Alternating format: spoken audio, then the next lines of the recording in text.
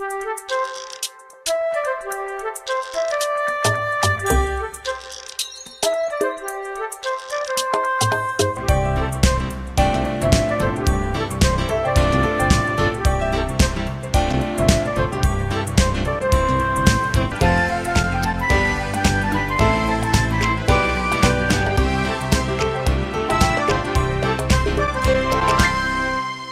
día de ayer estuvimos considerando la portada, ¿no? La perspectiva universal que el Evangelio tenía que tener y que incluso superaba las expectativas de Pablo, no obstante que él había sido uno de los principales promotores para que este Evangelio no se restringiera, no se quedase solamente en la Palestina, sino saliera a fronteras diferentes, más allá. Pero aún así, él no estaba consciente de la portada de mayor universalidad que el Evangelio iba a tener, ¿no? Ya en su vida, después de él y para los tiempos y siglos venideros.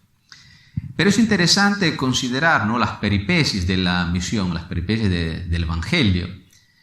Y eso es lo que nos viene contado en los últimos capítulos del libro de los Hechos, con Pablo el protagonista, porque se nos cuenta del naufragio que tiene Pablo cuando deja las costas de la Palestina, ¿no? Y se embarca primero a Chipre y después a Creta, y como de Creta llega a Malta, y de Malta después llega finalmente a la península italiana, específicamente en Roma. Pero en este viaje un poco forzado, un poco elegido, en un modo incluso más precario de lo que pueden ser los viajes de hoy. Lo que estaba programado no necesariamente se desarrolla así como uno lo había previsto, y eso es lo que sucede específicamente en este viaje, ¿no? No obstante uno no controle todos los datos, ¿no? De un programa misionero, uno tiene que tener siempre la capacidad de reacción positiva. Y eso es lo que nos muestra este naufragio de Pablo, ¿no? Por ejemplo, capacidad de reaccionar no solo de frente a las situaciones imprevistas, sino también capacidad de reaccionar y de interaccionar con los nuevos interlocutores que se pueden presentar en estas circunstancias de emergencia. Y eso es lo que vamos a brevemente analizar, porque se nos dice en el libro de los Hechos que hay un centurión llamado Julio, ¿no? Que es el supervisor de este viaje, y que se muestra muy humano con Pablo y le da algunas libertades, ¿no? Como señal tal vez de colaboración, ¿no? de estar en buenas maneras, porque cuando hay buenas maneras, ¿no? Incluso la relación de soldado a prisionero pueden manejarse mejor. Y miren qué cosas el prisionero Pablo, ¿no? Porque el centurión le ha manifestado una actitud de confianza. Pablo también, que es prisionero, ¿no? Responde favorablemente con la misma actitud colaborativa.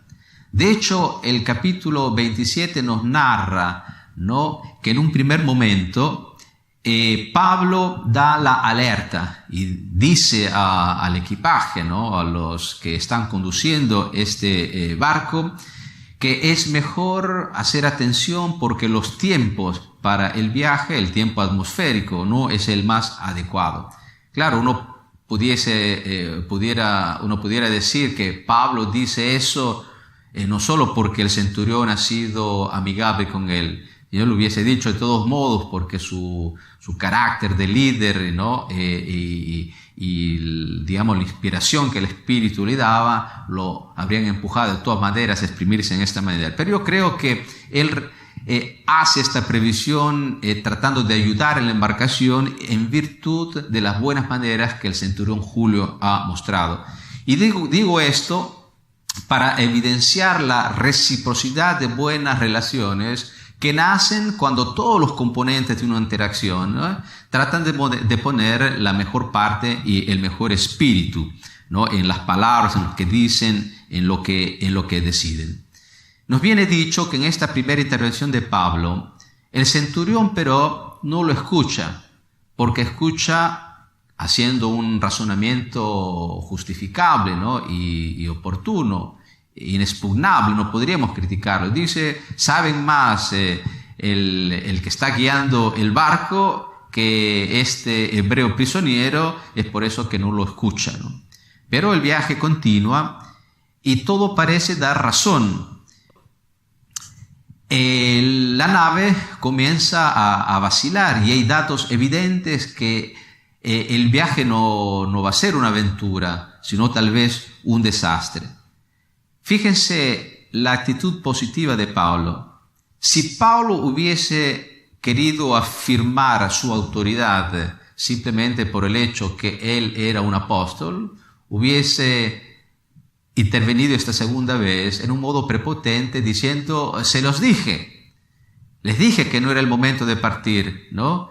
Ven lo que está sucediendo ahora por no haber escuchado mi palabra. Pero Pablo tiene otra actitud, una actitud muy positiva, porque no obstante haberlo dicho, el hecho que era mejor no partir, no obstante que el barco ha partido lo mismo, prácticamente anima a las personas y les dice que a través de una visión, un sueño que ha tenido, ninguno de los hombres de ese barco perecerá y ni siquiera un cabello, ¿no?, para infundir tal confianza, ¿no?, en el hecho que Dios estaba guiando esa embarcación, aunque sí, ¿no?, Pablo era el único creyente. No solo eso, el capítulo nos describe una tercera intervención de Pablo, cuando después de 14 días prácticamente las suertes estaban echadas y todo hacía ver que la decisión tomada inicialmente del capitán era imprudente, Pablo otra vez sale a animar a los tripulantes y diciéndole, nosotros no vamos a sobrevivir si estamos así apesadumbrados e incluso diunando, ¿no?, ayunando. Es por eso que Pablo les da el ejemplo de optimismo, comiendo él mismo y empujando a los tripulantes de ese barco a hacer lo mismo, porque con las fuerzas que el alimento les iba a dar, habrían de superar mejor ese percance, ¿no? Entonces, ¿cuál es el resultado final, ¿no?, de esta interacción entre Pablo, el centurión, Pablo, los tripulantes, ¿no? Es una interacción que a mi parecer es un modelo de lo que tiene que ser la interacción de un cristiano como Pablo con los que no son cristianos, que incluso en varios momentos no escuchan lo que el apóstol les está diciendo, y que no obstante eso, Pablo tiene la nobleza de ánimo, ¿no?, de no criticarlos, de no agraviarlos más, sino más bien de animarlos y darles optimismo para la superación de esa circunstancia adversa.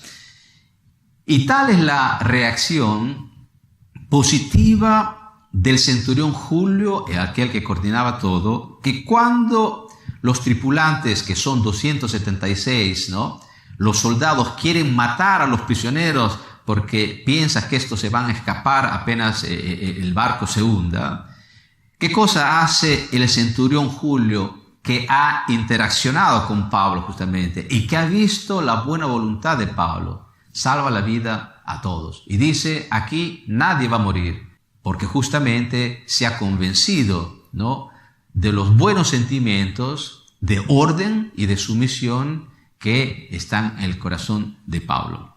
El día de mañana vamos a considerar una tercera etapa de conclusión de ese trimestre, concentrándonos en el episodio que sucede a Malta.